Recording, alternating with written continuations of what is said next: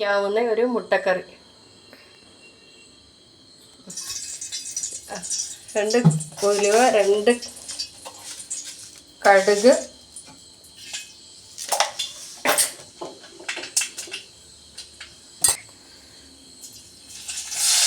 ഉള്ളി, സവാള ഉള്ളി,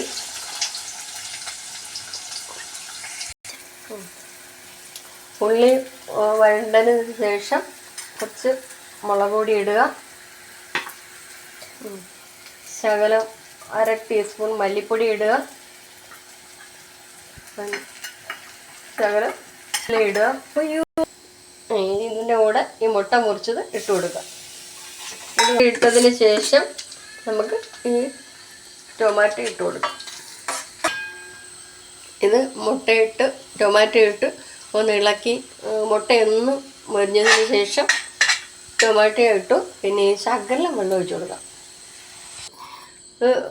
തിളച്ചതിന് ശേഷം ടൊമാറ്റോയുടെ എല്ലാം ഇളക്കി വെച്ചതിന് ശേഷം അടച്ചു വയ്ക്കുക.